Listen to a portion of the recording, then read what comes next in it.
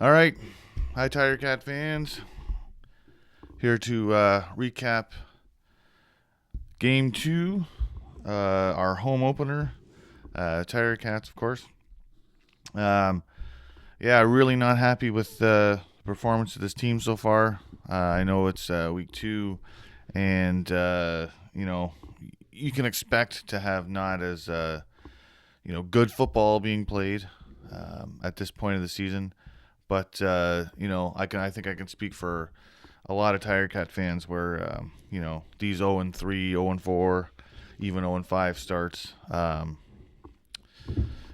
Just had enough of it. We want to see and we want to see a win, obviously. And I worry, some of these players start putting the more things go wrong, the more pressure they put on themselves to be the hero of the game. So we just we got some young players out there. We got to make sure they stay focused and just trust the system. But this system needs to start producing wins soon.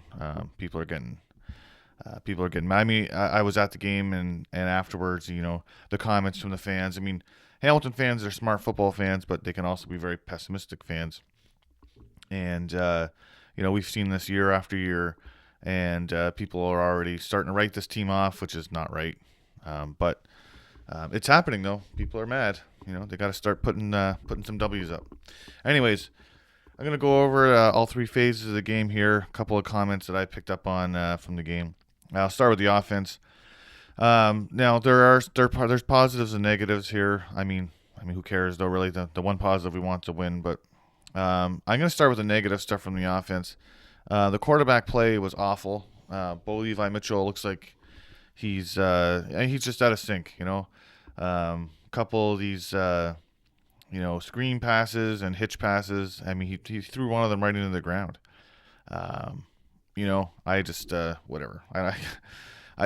He's got some serious rust or something. I don't get it. He looked great in preseason when he was out there. Well, okay, I'm not gonna say he was great, but he looked good for a preseason game. But I don't know what he's thinking right now. Yeah, he was awful. Um, he had some good throws, right? It's not like it was a total write-off, but the throws that mattered on first down, getting themselves behind the sticks, and it's just, you can't do that. I will say though that oh, sorry, wait a minute. One more negative thing: the play calling. This is a coaching thing.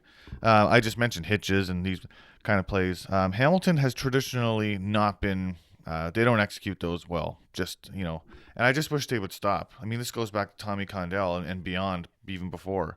I hate those passes. You throw it 30 yards sideways, and the defensive players have more than enough time to send people over there to make the tackle, despite the fact that there's blockers there. But I mean, the blocking's been terrible, not to mention the fact that whoever catches the ball isn't following the blocks anyway. So please stop. It's a wasted down, and it doesn't set you up for anything. All it does is set you up for 2nd and 10, or worse. They lose yards on them. So those plays got to go. Sorry, we're done. We're done with hitches. They're terrible. North, south, or don't bother. Anyways, positives though, the receivers are looking better. Some great catches in this game. And they're spreading the ball out. This is very good. I was concerned at first that Bo Levi Mitchell was focusing too much on Kenny Lawler, he's amazing, but he's not the only receiver out there. But by my estimation here, we got passes caught, good quality catches by Turnowski, White, Smith, Lawler, even Litre. I mean, Bell caught a couple of passes, but I'll go into that after. And they even worked Litre into a short pass. It might have been a dump off. I don't know whether it was supposed to be that way, but he ended up catching a pass. It was great. So spread that ball around, keep the defense guessing, right? So that was good. The running game, I was very critical last week of Bell, and I think I still think I'm going to retract a little bit. I think that he needs to share that role. They need to get the other backs in there. Johnny Augustine I'm telling you, he needs to touch the ball. Johnny Augustine needs to get in the game and be let into the games because he's really good, and we're not getting really to see him. But Bell and Lawler are good. Bell and who I just said. They're Johnny Augustine. They're a good 1-2 punch. You got to use them both. Have them both on the field.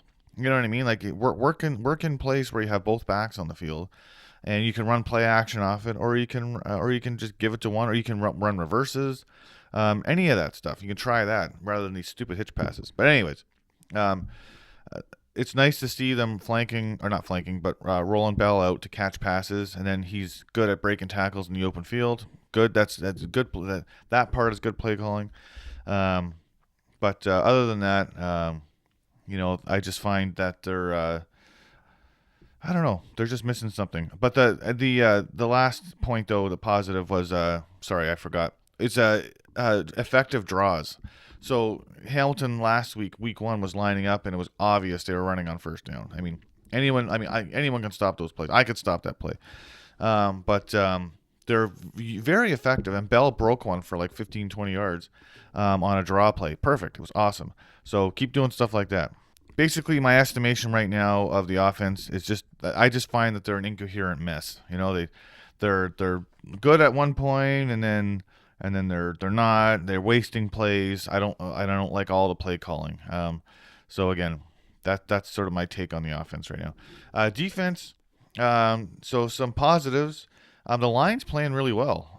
They're not getting a lot of sacks, but they got a couple this game. But they're pressuring well, and they forced a couple of bad throws. So, but they got to get their hands up more. That's one thing. I haven't seen a lot of tip passes. That's going to lead to interceptions, right? But they're playing well though. I think they're playing well against the pass. But the negative on that is with the runs. They're not. They're playing mediocre at best against the running game. And I know that there's a lot of great backs in this league. But like Ouellette's a good back. He's a bull, right? But it's just you gotta. I don't know. That they need to do better. There's too many plays where Casatonis, the safety, had to come up and stop a running back. And whenever your safety or corners or whatever are making tackles on running backs, that's not good. I mean, they've already gained 10, 12 yards if that's the case, right? So, anyways, the Lions got to do a better job against the run. But I think they're playing. I do think they're playing well though. Negatives, like our boundary corners, whoever they are, and the linebackers, very poor. I mean, awful. I mean, Johnson, the receiver for Saskatchewan, single-handedly beat the Ticats in the fourth quarter. They just did not cover this guy. I don't understand what the hell they're thinking. It's like they don't even know the plays. It's like I was watching them, and it's like they don't even know what the coverages are. They're yelling at each other before the play. Like they don't know what they're doing. I mean, they don't know what they're doing. They don't know the coverages, and they're leaving the middle of the field wide open. If I'm an offensive coach, that's where I attack the Ticats. The linebackers and the corners are playing so poorly right now that that's where you attack them, because they're giving them 10, 12 yards at a time. It's just it's super frustrating to watch them getting chewed up over the middle.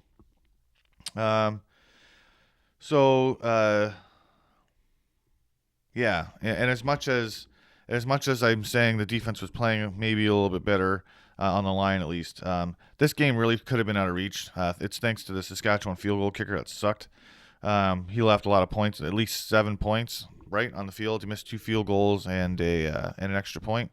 So as much as on paper this game looked like it was close, it really wasn't. The Ticats got outplayed pretty badly, especially in the later stages of the game. Special teams is the one bright spot on this team so far. They're near perfect. They're making their field goals. The downfield tackling has been just really great. They didn't take any stupid no yards penalties, like not one. I don't think special teams got called for anything this game, which is excellent. So they've got all their field goals so far, like I said. And Turnowski, who this is a guy, again, I said he caught a quality pass from Bo Levi Mitchell before. If Tyler Turnowski is not one of your favorite players, then he really should be. He can do it all. So it's just I've been watching him for a couple of years now, and he's just improving as time goes on. And I think that he's going to be and is a rising star on this team.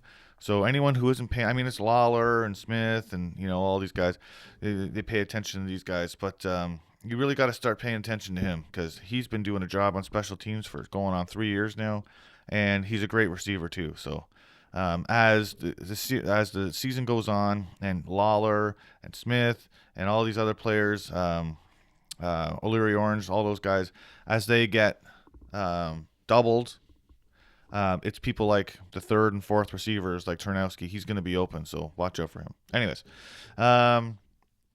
yeah. So I mean, special teams is doing their job. But I want to finish off here today with what the biggest problem with this team right now.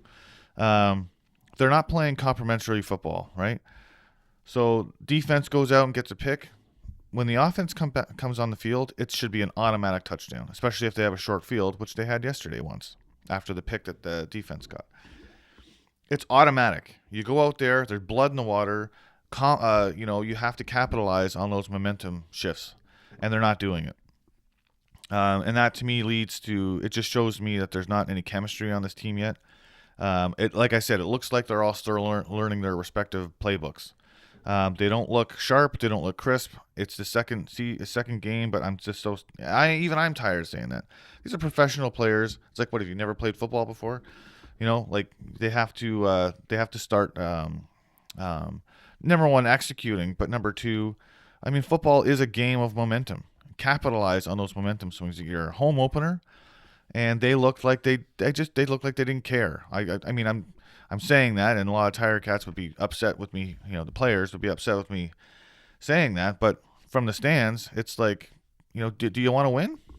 I remember saying to my sister when when it was going back and forth a bit, and they went ahead, and then it got tied up, and the Ticats tied it up, whatever. I just looked at my sister and I said, who wants it more? And if you can't capitalize on a close game, the kind of momentum the crowd's generating, then there's problems there. And a lot of it again is coaching too. Like, I don't know, is the playbook too complicated? Is it too simple? Are they calling the wrong plays? Probably all of the above. I just find that it looks like they've been running the same offense for forever. Like Tommy Condell left, which I was happy about, but they're running the same goddamn plays half the time. So it's like he's still there haunting them. So I just want to see some chemistry, and let's get these players interested. I don't even like. Do you want to win? Like, I mean, there were some boo birds coming out at this game. So complementary football is what produces wins. If your defense goes out there and gets a pick for you, you got to score, not a field goal. You got to score 6 points. 7 points with the point after. Right? That is a situation where you have to score. If your special teams goes out there and runs back something down to the opposing team's like 40 or 30-yard line on a run back, you got to go out there as an offense and feed off of that and score a touchdown. None of this bullshit with field goals or pass, punt, right? You can't do that. And so, and then the other thing, of course, the offense needs to possess the ball. I've been saying this for years. You got to possess the ball. Keep the other team's offense off the field and keep your defense rested. You cannot expect the defense to go out there and single-handedly win a game for you. It's a team sport, and that's all I got to say about that. So let's leave it there. Thank God the Ticats have a bye next week. It'll be the best they've looked all season so far. They can sort out all the problems they have right now. And then they got to play Montreal. So, as a pessimistic Tiger-Cat fan, you think, well, there's 0-3. But it's the CFL. Like, the teams that aren't supposed to win always seem to win. So we'll see if they can get things sorted out and go to Montreal and beat them. Or no, wait a minute. They're at home, aren't they? I don't know. I'll look at the schedule. I can't remember. I think they got a bye, and then they're at home against Montreal. So let's show up to that game and have the players show up as well, and and get a win. Get our first win. All right, that's it. See you later.